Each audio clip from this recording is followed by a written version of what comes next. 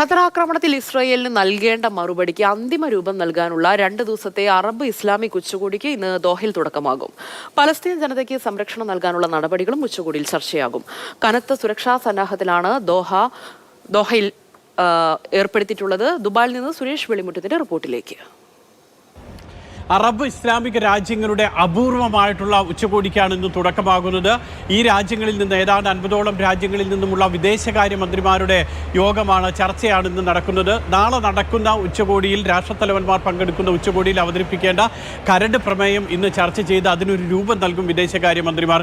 ഇന്ന് റിറ്റ്സ് കാർട്ടനാണ് യോഗം നടക്കുന്നത്. നാളെ ദോഹയിലെ തന്നെ ഷെറാട്ടണിലാണ് രാഷ്ട്രത്തലവന്മാർ പങ്കെടുക്കുന്ന ഉച്ചകോടി നടക്കുന്നത്.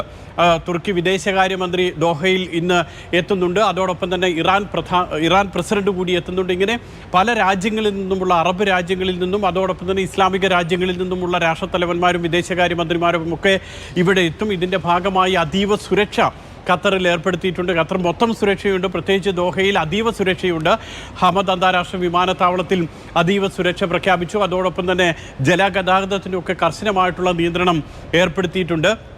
ഏറ്റവും പ്രധാനം ഇസ്രായേലിന് വളരെ ശക്തമായിട്ടുള്ളൊരു തിരിച്ചടി ഇക്കാര്യത്തിൽ നൽകണം. കാരണം കഴിഞ്ഞ ചൊവ്വാഴ്ച നടന്നിട്ടുള്ള ആക്രമണത്തിൽ 6 പേരാണ് മരിച്ചത്. ഹമാസ് നേതാവിൻ്റെ മകൻ മരിച്ചു. അതോടൊപ്പം തന്നെ ഖത്തറിൻ്റെ സുരക്ഷാ ഉദ്യോഗസ്ഥൻ മരിച്ചു. ഇങ്ങനെ 6 പേർ മരിച്ചു. ആളുകൾ താമസിക്കുന്ന റെസിഡൻഷ്യൽ മേഖലയിലാണ് ആക്രമണം നടത്തിയത്. ഇത് ഖത്തറിൻ്റെ പരമാധികാരത്തിലുള്ള ഇസ്രായേലിൻ്റെ കടന്നുകയറ്റമാണ്.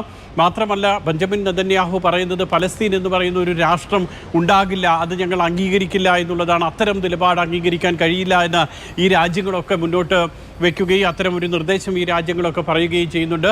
മറ്റൊന്ന്, പലസ്തീനിൽ കഴിയുന്ന ആളുകളുടെ സുരക്ഷ, അതും ഇന്ന് ഈ ചർച്ചകൾ ഈ 2 ദിവസത്തെ ഉച്ചകോടിയിൽ ഉണ്ടാകും. ഇനിയും പ്രധാനമായും ചർച്ച ചെയ്യുന്നത് ഇപ്പോൾ ഹമാസ് ഇസ്രായേൽ സമാധാന ചർച്ചകൾക്ക് നേതൃത്വം നൽകുന്നത് ഖത്തറാണ്. ആ സമാധാന ചർച്ചകൾ ഖത്തർ നിർത്തിവെച്ചിരിക്കുകയാണ്. അത് തുടരണമോ എന്നുള്ള കാര്യത്തിലും ഈ 2 ദിവസത്തെ ഉച്ചകോടിയിലായിരിക്കും തീരുമാനമുണ്ടാക്കുക. ഏതായാലും അത്യപൂർവമായിട്ടാണ് ഇത്തരം ഒരു ഉച്ചകോടി നടക്കാറുള്ളത്. അറബ് ലീഗിൻ്റെ ഒക്കെ ചരിത്രത്തിൽ 16 തവണയാണ് ഇത്തരത്തിലുള്ള ഒരു അത്യപൂർവ ഉച്ചകോടി നടന്നിട്ടുള്ളത്. അതിൽ 2 നടന്നിട്ടുള്ളത് ഖത്തറിൽ തന്നെയാണ്, ദോഹയിൽ തന്നെയാണ്. 3ാമത്തെ അടിയന്തര ഉച്ചകോടിയാണ് നടക്കാൻ പോകുന്നത്. ഏതായാലും ഇസ്രായേലിനെതിരെ സ്വീകരിക്കേണ്ട അതിശക്തമായിട്ടുള്ളൊരു നിലപാട് അത് ഈ 2 ദിവസത്തെ ഉച്ചകോടിയിൽ ഉണ്ടാകും.